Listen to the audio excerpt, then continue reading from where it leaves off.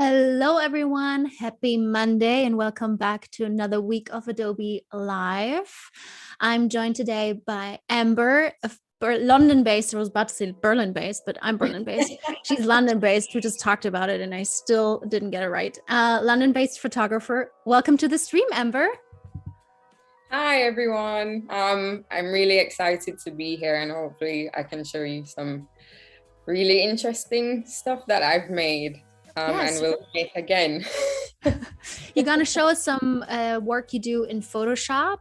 But before we jump into that, we're on Behance. So if you're watching us on YouTube, come over to Behance because we have a chat open where you can ask questions, and I will have a look and pass all these questions along. We already have some lovely people joining us today. We have Gareth, Christy, Emma is here, Jackie. So Oliver, Sandrine, welcome. So lovely to see all your names in the chat every time. It's super nice to see the community. So if you have any questions, please ask. And so, yeah, do you want to show us a little bit of your work and what you do and explain what you've been up to? And I think you have your website that you want to show us. Yes. Okay. So hi, everyone. My name's Amber Pinkerton.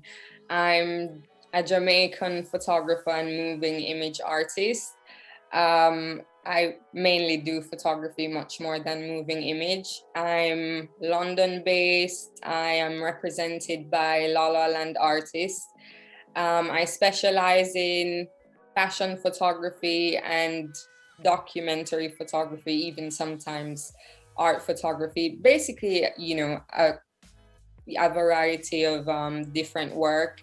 I also do a bit of digital art. That's what I label it as, which is what I'll be showing you guys today.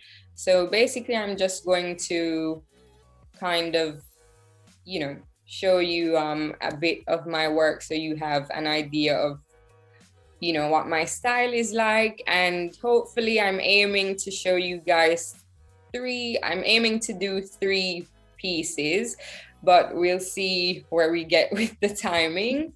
And I also forgot to mention I'm quite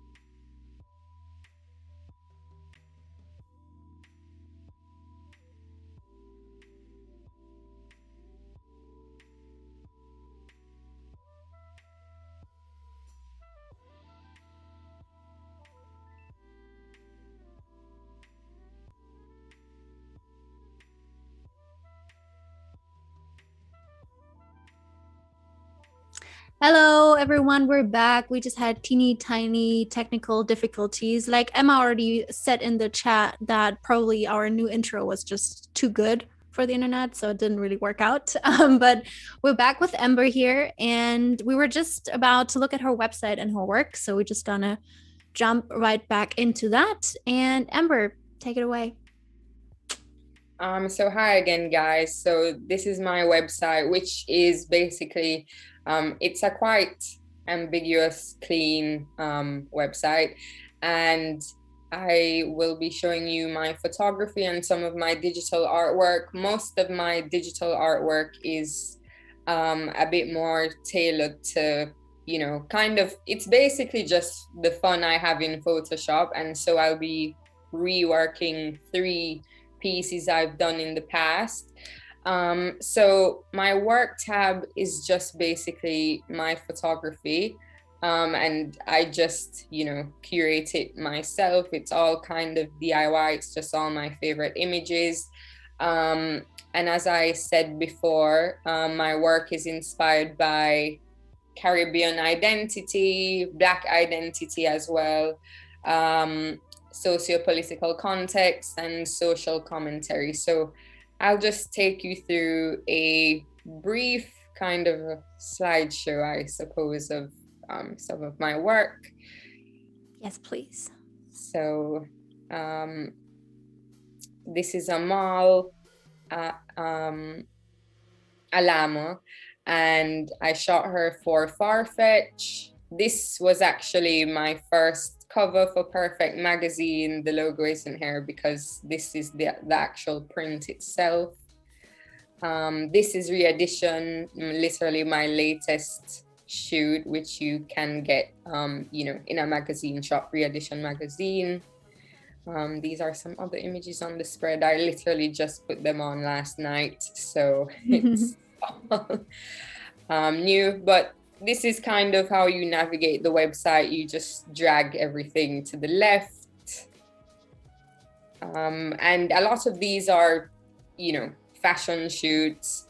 But a lot of my formal work, like things like this, are a bit more documentary and just kind of document the everyday life in Jamaica. But I haven't been home in a really long time because of COVID. So the content of the work has changed a lot since. This was just a piece I did with Jazz Grant, who is a really great collage artist. Check her out as well, which she does by hand. So basically I shot all my friends on webcam on the left, and these are archives from Jamaica that Jazz actually collaged herself. So these are all shot on FaceTime on the left, and the images on the right are just archival images. This is also one of my favorite photographs for Document Journal. So yeah, anyway, don't want to spend too long on that. So now we're going to the digital art tab, which is definitely more Photoshop savvy, but everything I do is done on Photoshop, even if it's, I thought it would be more exciting to show digital artwork than photography, because I don't do too much with my photography on Photoshop other than, cleaning up dust. And I do spend a lot of time on tweaking the colors, but I think this tab would be much more enjoyable and, interactive. So the digital art tab is mainly collage work, kind of things that, I have a serious interest in materiality, and I try to mimic that a lot through Photoshop and software. For example, this image here, which is one I'll be reworking today, is I wanted it to basically look like an old archival image, like a handprint. And I love that book, the green. I love that texture that you find in photo books. So that was kind of how this was created, but all on Photoshop. I painted the edges and the colors, which I will walk you all through, but I'll be using a different image. And honestly, a lot of these images are just made of things I just take with my phone. They're not like high-end imagery or anything. They're just iPhone pictures that I send to my Mac, and then I just cut them up and collage them together. And it's a lot of the times I don't really know where I'm going with the imagery. In the beginning, it's kind of just a process of experimentation, just, you know, something I do for fun, and then I just end up getting some really fun results. So all of these things have been worked on Photoshop. And do you have the same approach when you do your fashion shoots, that are you more like a person that has a lot of like mood boards and preps a lot, or are you more spontaneous and like see how it goes, and what, like, the final image is not 100% planned beforehand? Is that the same approach, or do you take another approach when you do your fashion shoots? I do always have mood boards. I love researching. I love putting images together, but you know, the mood boards, for instance, are never, I don't really like the concept of mood boards in itself, even though I use them, because I feel like it's kind of trying to replicate a certain look, and I find that a lot of the times I just tend to go with my own intuition. So I do have mood boards of things I like, but it's not necessarily an indication of what the image is gonna look like in the end. So yeah, a lot of it in fashion especially is just kind of going with the flow and seeing what comes out. Of course, you do have some kind of, you know, basic concept or backstory to the imagery itself, but I don't, you know, plan every image in that way, you know, from 1 to 10, this is what each image is gonna look like. For example, going back to my photography, but every shoot has a different approach. For example, this spread I did for re-edition was the first time I had to be very, very specific, because the concept was around replica, and I wanted to do something that was conceptual on the page itself, in terms of the layout and how the prints interact with each other. So I wanted each image to mirror each other in a certain way. So this was the first time it was very, very particular. For example, I knew that, you know, one image was going to have a black background with a yellow outfit, and the other was going to be the inverse, and they would be juxtapositioned together. And again, it was just basically models replicating the same pose. This one kind of was to just break the agenda itself. And that was really difficult, actually, because I was shooting on film, didn't have a tripod. It was very difficult to get the cropping exact and the layout. I did the layout myself as well. So that was, you know, a learning process. But that's all for the website. Yes. Sorry, I'm just completely, I really love your work, and I really love all your fashion shoots. So sorry for the little detour over that. Fine. I will talk for ages, so you have to stop me sometimes. Oh no, I love it. We also have a quick question in the chat, and let me just go back a little bit. Gareth asked, what camera and lenses do you use, and what equipment are you using when you do your photography shoots? So I mainly use a Mamiya RZ67. Sometimes I do shoot digitally as well. If I do that, it's a Nikon D8100, but I, you know, 90% of the time I'm using a Mamiya RZ. I do also have a Pentax a Mamiya C330, which is another medium format. So I'm just mainly a medium format person.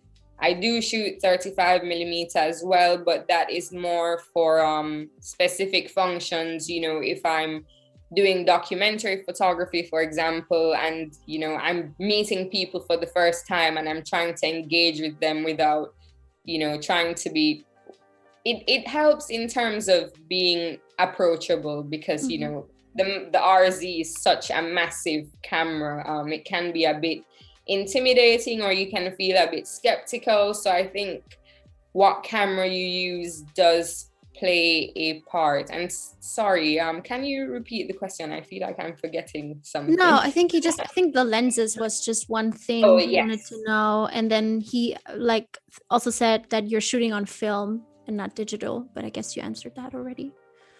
Yes, so usually on set, it really depends on what I'm shooting and in terms of what I decide to use. But my standard lens on my Mamio is a 90 millimeter 2.8 f2.8.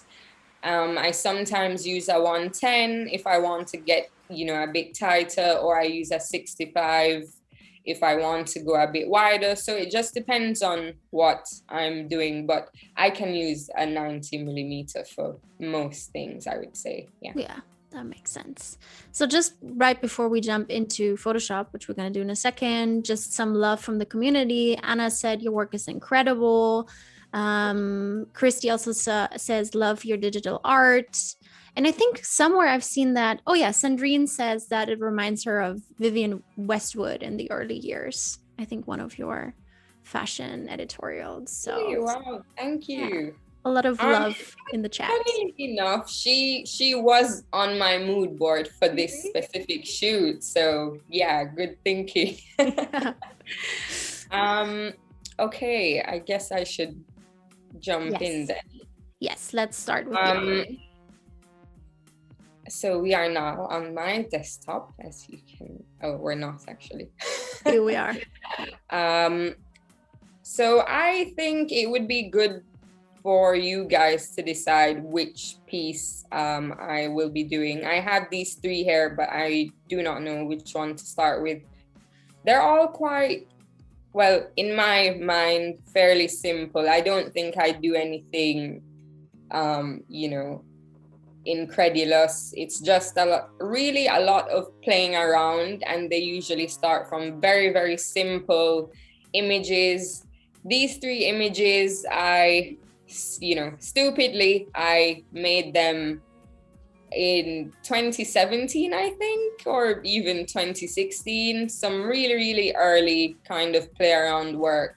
And this image specifically is literally just made up of iPhone pictures. None of it is, you know, they're all just JPEGs. I did not save anything as a TIFF, which I'm really sorry about now, because now, you know, I can never print them or anything. So that's, you know, a very important thing to remember, guys. If you don't know already, always save the images as TIFF so that you can, they're basically accessible later on in life. So now if I want to make this over, which I will be doing, I've had to dig around. It won't be exact, but I will try to make it similar. The process might be different as well, because this, for example, I don't even remember how I got it to look like this. I have a rough idea. But yeah, it would be good to know what the audience would like. Do you want to put them next to each other so we can see all the three options? Yeah, how do I do that? But I already see some people saying that they really like the one with the headphones, which I think seems to be the winner. I already saw some people saying the middle one, because I think the middle one was also the one with the headphones, if I'm right. The one, like the second one. I'll try to put them next to each other. It's a bit. Someone else saying the toaster, but I still think the headphones are kind of winning. Yeah, people do really like that. It's a tight race. Yeah. I think we're giving like one more minute, and then we're just gonna make the final call. What's the first thing? One question before that was, do you develop your own film? when you shoot analog? So I'm actually still studying photography at the moment at the University of Westminster, which I just, I started really late. I was working and then went back to university. So I've just recently, just before COVID, I actually learned how to develop my analog. Before that, it was just taking it to the lab. I can develop black and white. I can't develop color yet. I also do the printing sometimes as well, but that is really if I have the luxury of time to do it. If it's a job, people usually, I send it to the lab, someone develops it and prints it for me under my direction. But yeah, I only develop black and white at the moment. Okay, we have a clear winner. Like, I think only Sean. I'm very sorry, Sean. Sean said he wants the poster, but everyone else wants the one in the middle. It's a clear, I think there's no denying the one in the middle has to go first. Okay, well, let's see how far we get with that one. Hopefully I can, it might be the only one I get through, but let's see. Okay, that's completely fine with me, guys. So I'll just open Photoshop. And it might be good to just have it up as a reference, actually. Yeah. And you took all of these images that we see with your phone, like the water as well and stuff? Well, I did not take a lot. I did not take the water image. You'll see, it's actually a picture of me and my friends in the water. Okay. But I will, anyway, guys, of course, try to stick to your own work in terms of the entire creation because it gets quite tricky. But, my friends took all these images I'm using. It's kind of a collaboration of that and some of my own work. So these are all just JPEGs. I took 2 images to duplicate. So hopefully.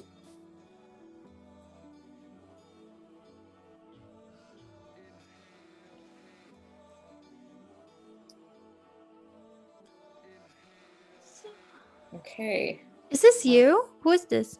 Yeah, it is me. Ah. In literally 4 years ago.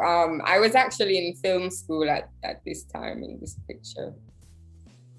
Okay, so these are the images we will be using. So there's this image that a friend took of me. I can't even remember which friend, but kudos to them. This image, as I said, is actually a picture of me and 2 of my friends in Jamaica, which I thought would be a really nice background. So I'll be using that. Luckily, I found it on Facebook. In terms of I remember this pink area was just an iPhone picture I took of some tiles at my former flat at my landlady's house, but I don't know where that image is now. So I like to take images of random things sometimes. So I just thought that might be a nice background, or they're just kind of household textures I just took from the space I'm in. So I'll see which one might work. Okay. So the first thing I do is convert the background to a layer. And I'll just label this as water background. A lot of the times I don't label them because it's just me, myself, and I, but you should do that. Yep. Same. Then I'm like layer 1, 2, 3, 4, 5, 6. I need to minimize this a bit so that I can.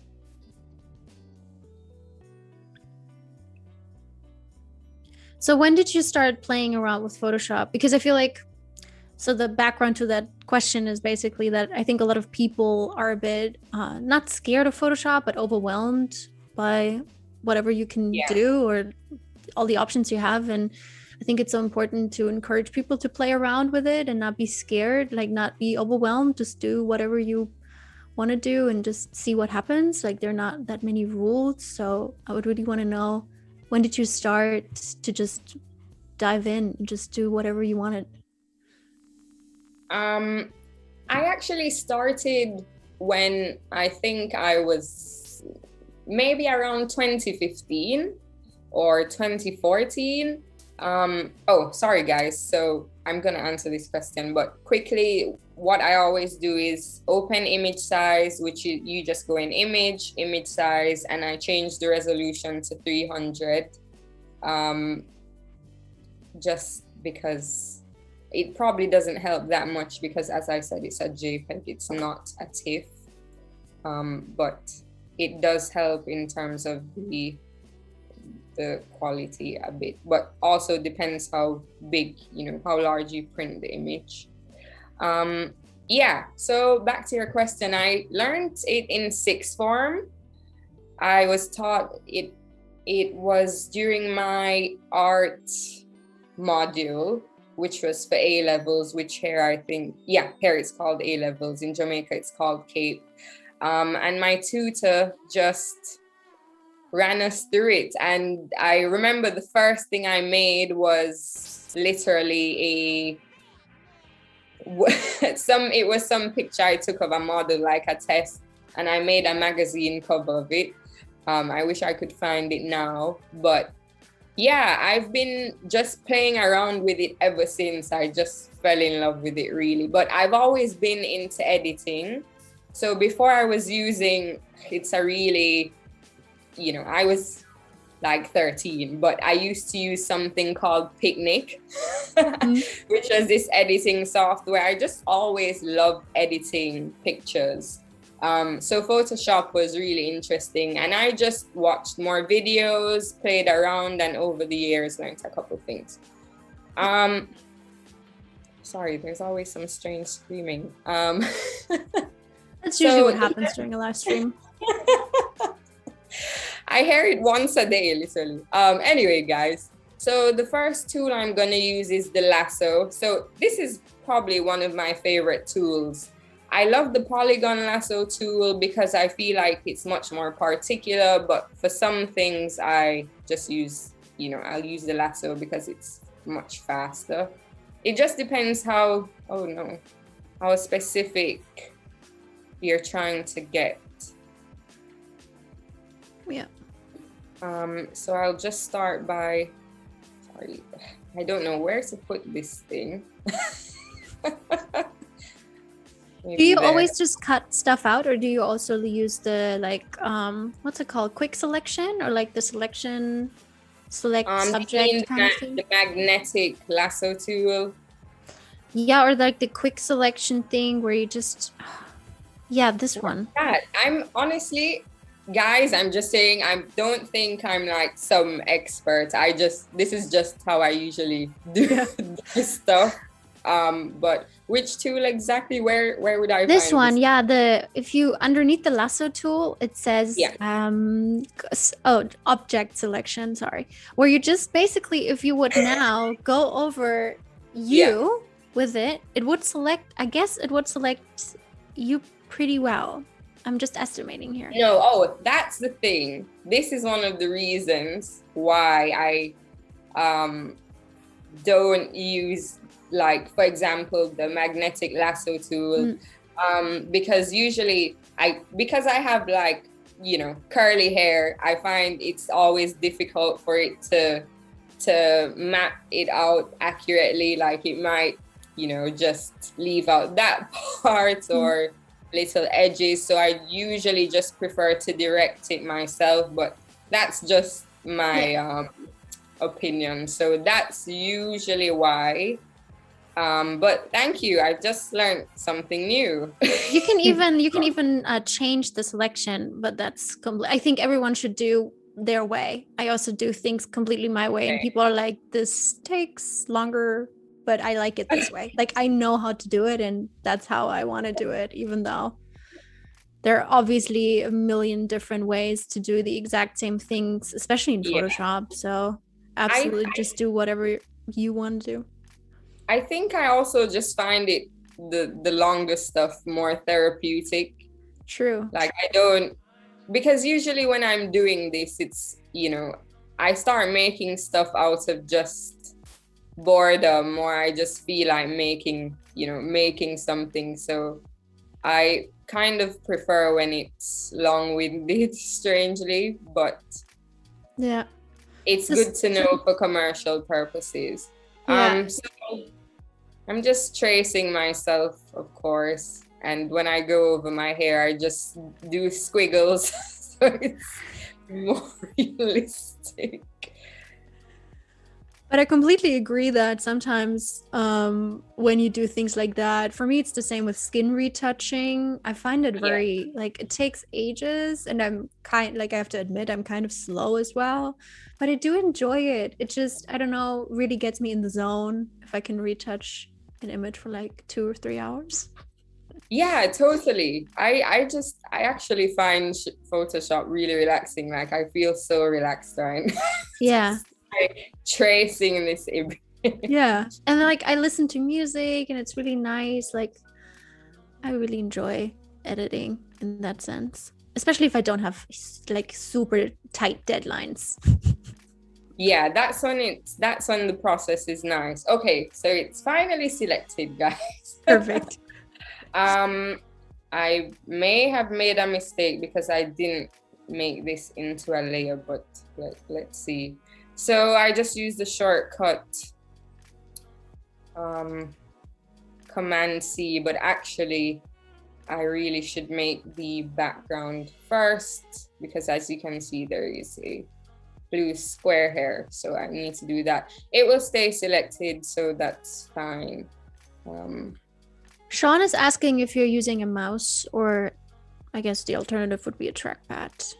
Yeah, so I really, really, really love the Wacom digital tablet. That's what I usually would use, but it's a bit faulty right now. So I'm actually using my mouse, which is of course much more difficult and a slower process. So the first thing I'm gonna do is, I love green, but first I'm gonna copy the backdrop, this layer, just so I can erase it if I need to. So you can do that by dragging it here, and I'll press Command Z to backtrack that, or you can use the shortcut Command J to copy that layer. That's something you should always do as well, so that if you want to undo anything, other than the undo button, of course, it's just easier if you can turn off layers. So the first thing I usually do is put on noise, because I just love when everything has a really grainy, vintage quality to it. So that's quite a lot, but it's not really registering in that way, as you can see here.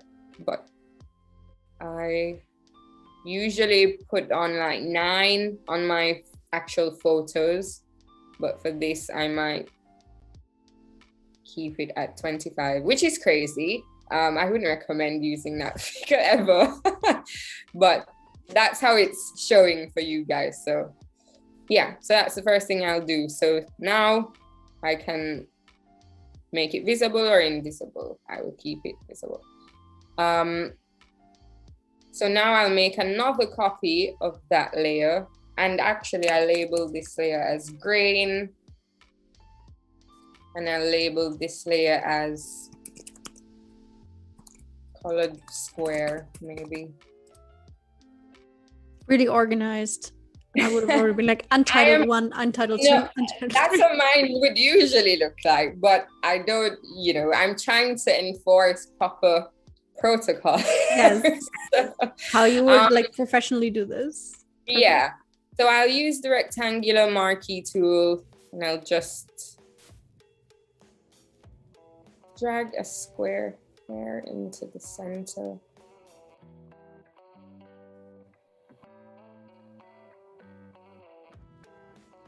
It's so funny, no one would have known like people are behind the image. Yeah. I would have never guessed from the other image. Yeah, and then I just use my paintbrush. It's really basic stuff that, if you were doing arts and craft, that's how I imagine, when I'm actually making something. Like I'm cutting and pasting and drawing outlines, coloring. Yeah. So I want a kind of turquoisey color. And I'll use the brackets to enlarge and decrease the size of the brush. Make sure the opacity is on 100 and the flow is on 100 as well. But usually I remember my tutor in sixth form always told me to keep this on like 70 and keep the flow on 9. But that's usually if you're like retouching skin and you want something to not be so obvious. But this is a quite graphic thing, so it doesn't really matter this time around. And even on that, like, I think there's so many controversies about should you keep the flow at like flow high, opacity low, or opacity higher and flow low. I think everyone like has a different, I don't know, idea what's the best, I guess. Absolutely. No, actually, I think my opacity was like 17 actually, and my flow was 9. Not 70, 17. Anyway, so I've created this square, so I'm gonna put more grain on that. It's already well, I should probably check because it will not register in the same way. I prefer I just like when things have a very faded gray look that is a bit too dark. 30 I'm quite satisfied with. Okay, and then you right click, or you click on the marquee tool again, right click and deselect. And you know, for example, if I wanted to, well, never mind, it wouldn't make sense. I was gonna say, you know, if I wanted to cut out what's around the selection, which most of you already know, select inverse, then you just cut that out. But of course, it's the same layer 3 times on top of itself. So you'll just get the same, well, actually, no, you wouldn't. You'd get the non-grainy version. So now you can see here on the layer tab that it has disappeared, but I will undo that.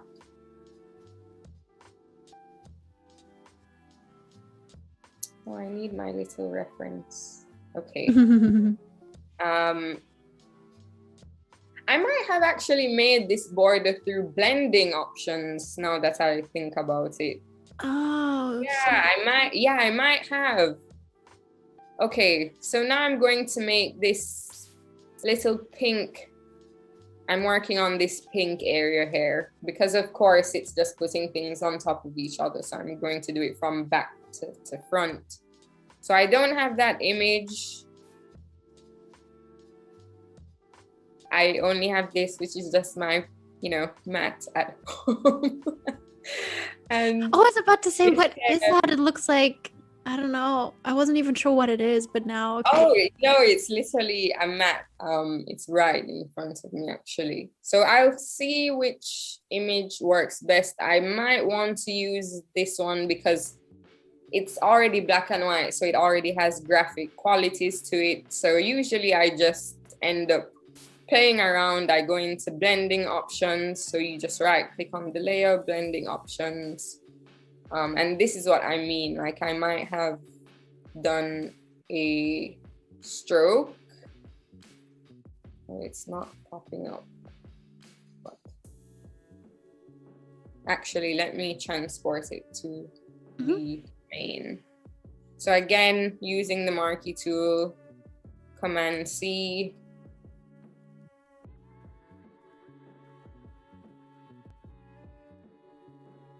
And I'll deselect this as well. So Command V to paste, and Command T to transform. And I want it to be more square, of course. So go there. How do you, I'm so sorry to ask you this. How do you restrict the area that it's going to be on? You only want it on the green? No. For example, if I just want to morph it, there's a button. Is it command, for example, shift. Okay, thank you. There we go. Yeah. Because I want it to be more square. I don't want it to move in relativity to each other. So.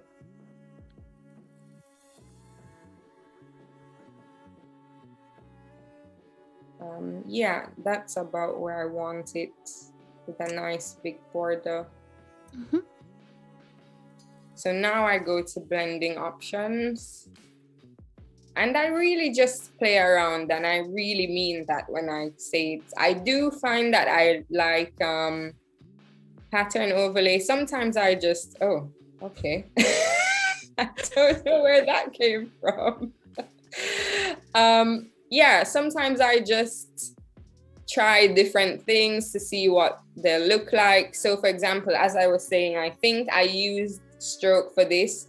So in blending options, stroke is also a quite good style in terms of, you know, making a border with anything, basically.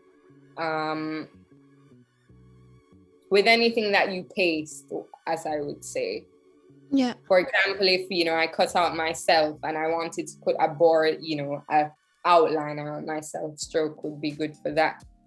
So you can increase and decrease the size. I think I made it into a inside position as well.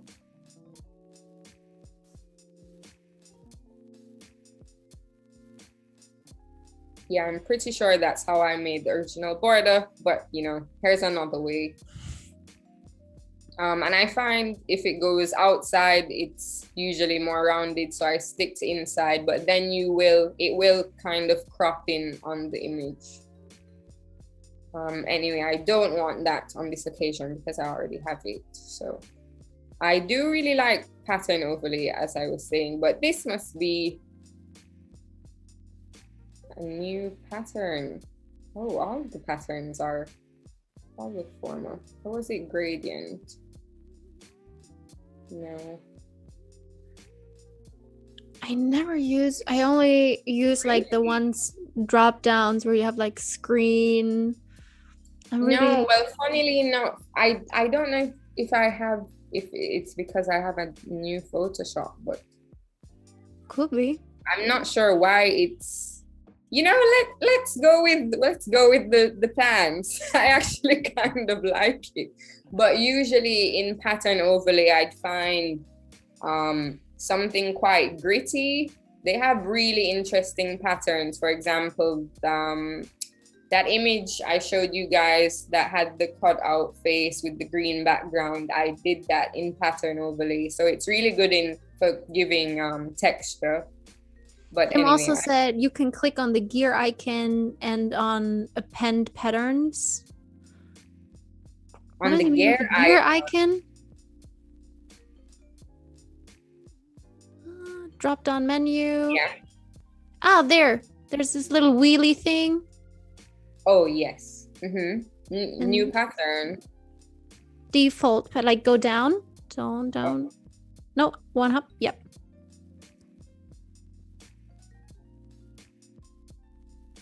Oh, now we have water. No, I don't know why it's giving me trees, grass, and I have no idea. Anyway, I'm going to go with the trees because I think they're kind of cool. But I like the trees. It works well with the colors. Yeah, I do use. Yeah, I feel like it could work. I do like color overlay as well, but let's just turn that down for a second. Maybe here, so I can. And sometimes I just play around to see what will happen, basically. Yeah, I do the same. I always just go through all the different options. What does that do? Yeah, exactly. And I'm still surprised sometimes, even though I've done it multiple times. I'm like, oh my God, this makes it brighter. Totally forgot. Yeah, exactly. See, I quite like exclusion because it has that faded look that I really like. This pattern is a bit more difficult because actually, let's try turning off pattern. I'm just interested to see what would happen. this. Maybe, probably if you use the color like red maybe, or pink, something might happen. Ooh. I'm always still surprised, even though I've been working with Photoshop for so long. I'm still like a little kid being like, oh my God, this is what it looks like. I know, it's because I know I'm the same. Oh, I'm pretty sure that is probably what I used, because the tiles were definitely not teal, I think.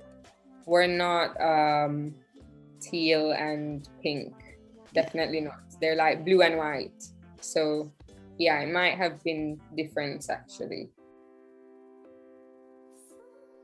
I might just keep it like that.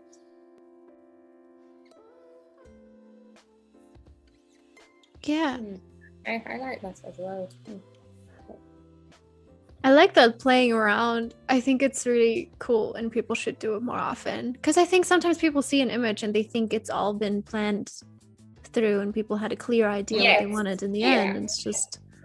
Yeah. And I think a lot of the times it's really just people playing around. Like that's what we all do. Just absolutely. Play around. The first time I did that, it was just because I thought an image that I had taken was boring and was like, I need to do something. This looks... Yeah, sometimes it does come from that instinct of wanting to do more. I quite like that. It feels graphic and textural. So I'll leave it at that. Okay, so there you go. Blend mode, darker color. But as I said, it's just about playing around. So I'll put some grain on that again, because it's not grainy enough for me right now. That just kills all the color. Yeah, maybe like 42. Okay, we're almost done. It's honestly it's a super easy piece to make, super easy. So now this is already cut out, of course. As I said, I might have made an error by not doing it on a layer. As you can see, it's on background there. It really should be on layer, but it might. Oh, there I am. Super tiny.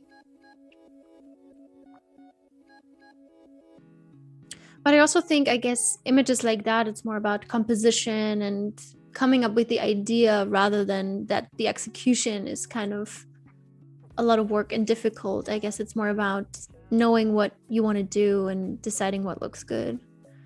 Yeah, absolutely. So I'll paste another one because of course it's 2 in the actual piece.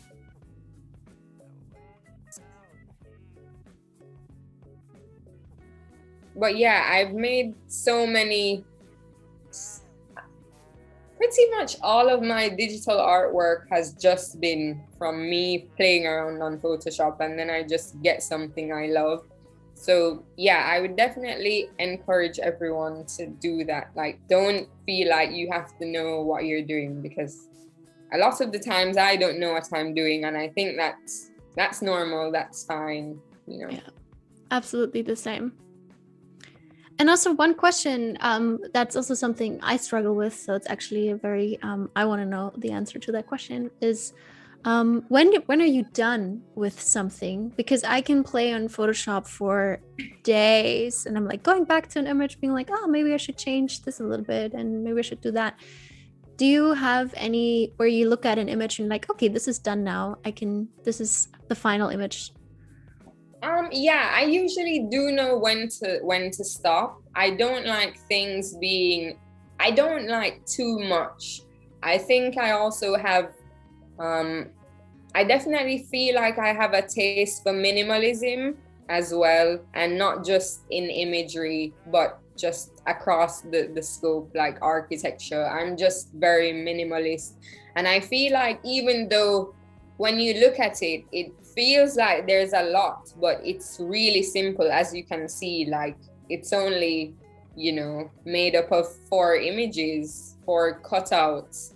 So I usually do know when to stop. I don't know, I just reach a point in the design where I just love it, and I'm like, okay, I should just stop there. But you know, there are some things I might revisit. Okay, so this was just poking out on the border, so I'll just use the selection tool to bring that over a bit to the left. Command T to resize.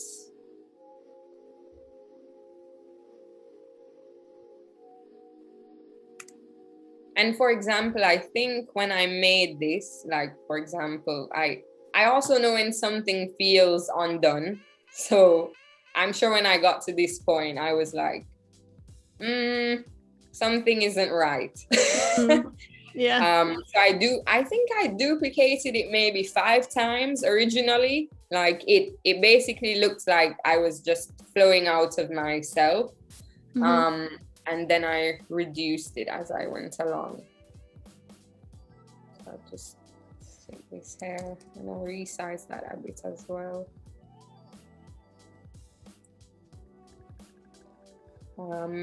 And I will also put some grain on those.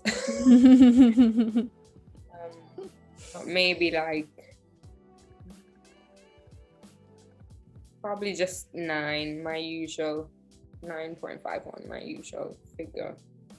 And I'll apply it to the next layer as well. So that's done. And yeah, guys, we're almost done. Almost there. All I have to do is cut out these flowers. But I did recolor them as well, so I'm going to have to.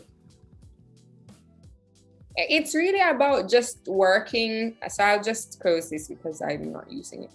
It's really just about working to one's satisfaction, like knowing when something is not up to standard for you. So anyway, this is literally the view where I'm sitting right now. This is in front of me. I just took these flowers. So I'll use the lasso tool again. And I wanted it to have a quite loose line graphic. As you can see here, I didn't use the polygon or anything. So I'll just quickly go around the flowers. And I don't do it perfectly because, for example, like I am going around the white as well. It's moving really slowly, but hopefully you get the point. I also have a question in the chat. Some like Gareth is asking, do you have any quick tips for what makes a good composition? Like the ones you're doing. It's quite funny because I feel like I just naturally have this kind of pull to composition. I don't even really think about it, but I mainly just focus on having everything in the center at least I start from that. I always like to have something in the center. I like to have borders, and I find that somehow that usually creates a quite beautiful composition. So I just use the lines that, you know, Photoshop provides so that I know where everything is positioned. And I think once you follow that, everything should be more than likely in line. Yeah. Or is a good starting place. That makes sense. I also a little kid. No, I also like this, especially for collages and digital art, sometimes this rough cutout look.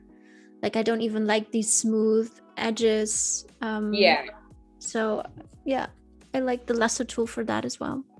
Yeah, if you want something quite loose and graphic, the lasso tool is amazing for that. Okay, so I'm just putting this layer at the top so that it's in front of everything. But if I, you know, really want something specific, then I use the polygon. It really just depends. If I want something very clean, I do have a quite good example. So I'm gonna flip this over just because I'm annoyed with the way it looks right now. So I'm gonna flip it over. Always this like going over the edges, like when is it gonna happen? When is it gonna happen? There we go.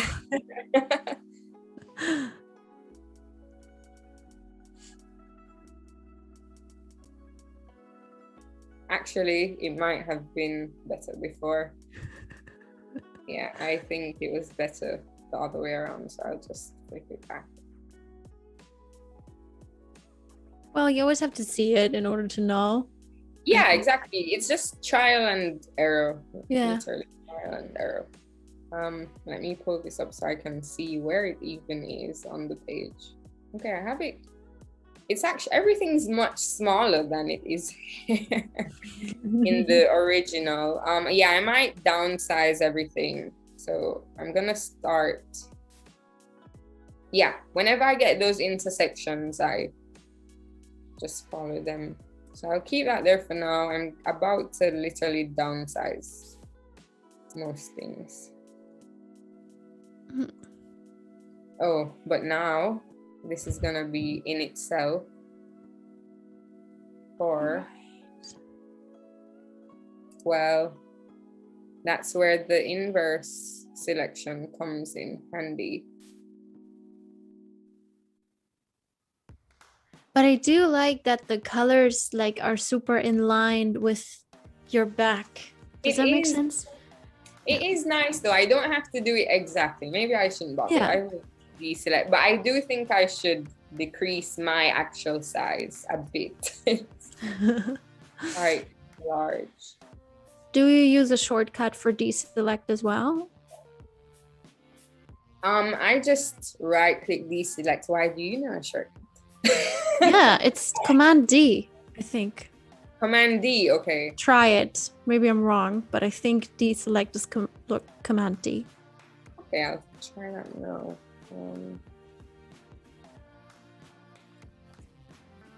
Okay, wow, thank you. I'm still, I'm still a novice in a way,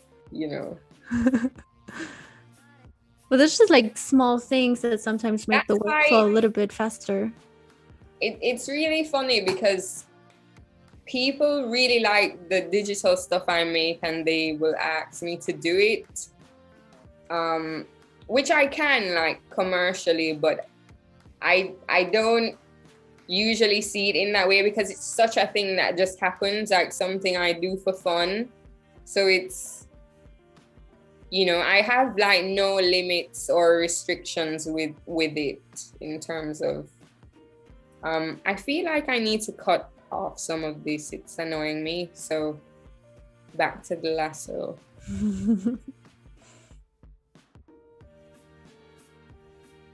Yeah, I think it's really nice just to see different approaches to how people do things. Because, yeah, I mean, circling back to what we said before, that it is most of the time people assume it's some kind of crazy magic trick. Complex thing, and it's really not. Exactly. It's not. It's literally arts and crafts. Like, imagine when you're in kindergarten, just painting and cutting things. It's really...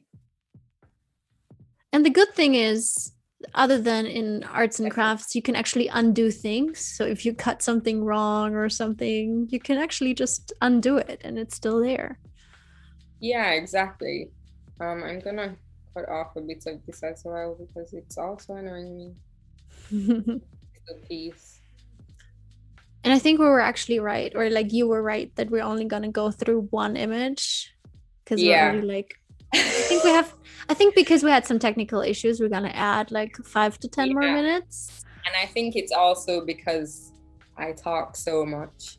No, you don't. Like it's perfect. In introductions, I always, I'm a chatterbox. So. No, I love it. I think it's so much more interesting to know the person before they show you what they do. You want to know who's talking. So yeah, I really like that.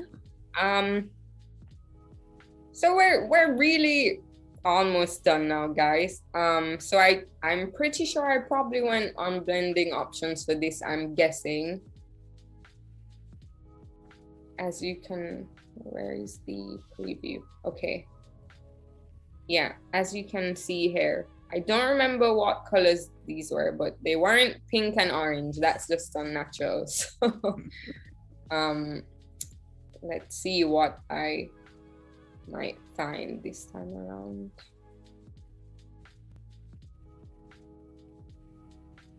It was probably just blend mode as well. Just, yeah, darken always makes it transparent. So that's never usually a good one. Yeah. Do you sometimes also just edit something with like curves, layers, or any like in your compositions that you just edit for the flowers, for example, or you just use blending modes most of the time? It depends what it is. I think photographically, yes, I would be using all those things, but usually if it's something more collage and graphic, I kind of just stick to the blending actually. So I have different techniques for everything, I would say, but yeah, maybe curves might be more ideal because it seems like everything is transparent for this one. So let's try something else. Oh, also, one of my favorite adjustments is literally selective color. This is what I use for everything. I love it. As you can see, I have like so yeah. I think selective color is the best tool.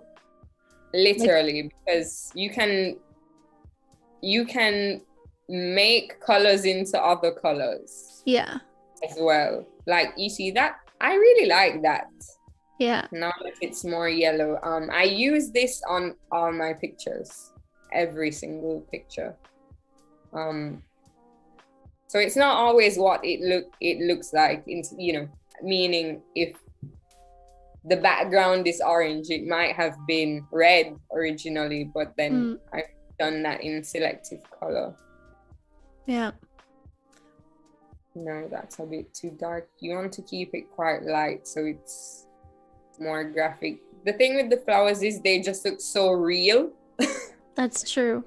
And I don't like that usually. What I like the most is when I go into the neutrals, and if you go into the neutrals, it changes the whole image. I mean, quite drastically. Yeah, neutrals and blacks and whites are my favorite ones, but really selective color is just you picking whatever color you see, so and then tweaking that. So it's really about like reading the image. So if I see that, well, it might be difficult to read now because I've changed it, but as you can see, that's purple. So I would probably go into magenta. It might not do much now because it's quite pale, but as you can see, it's very particular to that color. Yeah. Rather than changing the entire image. So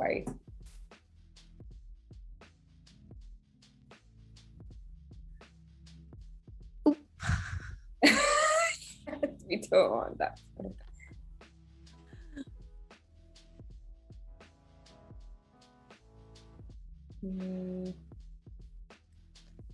Oh yeah, people are already asking if this is a longer stream. No, we're just gonna do 5 more minutes because we had some technical issues. People are confused. They're like, is this a longer stream?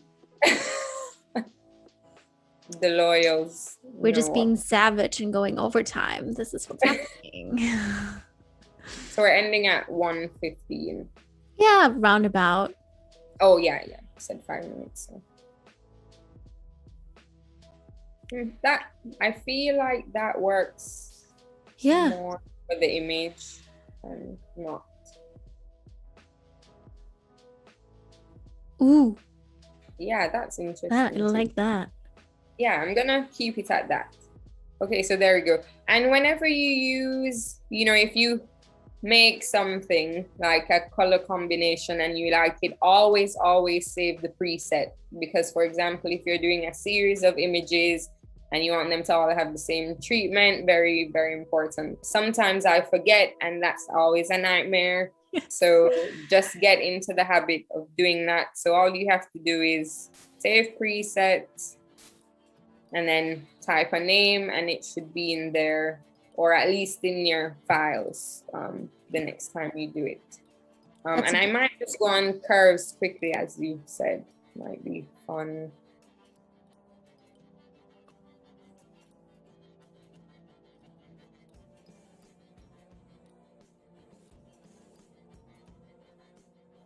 Oh, Gareth is also asking if you would take your composition into Lightroom, or you do everything in Photoshop.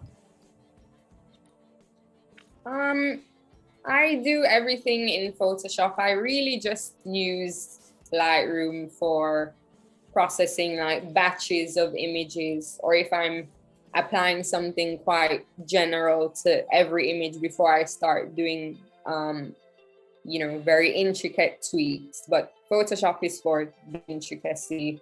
But if I'm doing like a job, I will go into Photoshop so that I process everything in the right format, and etc. But yeah, not if I'm doing one image. I just stick to. Makes sense. Yeah. So that's nice. It's quite punchy. And then of course, I like it. I like that the colors and the background kind of really work well together. Yeah, I'm actually trying to. Oh, okay. Now I've literally just destroyed what I made. As I said, always save the preset.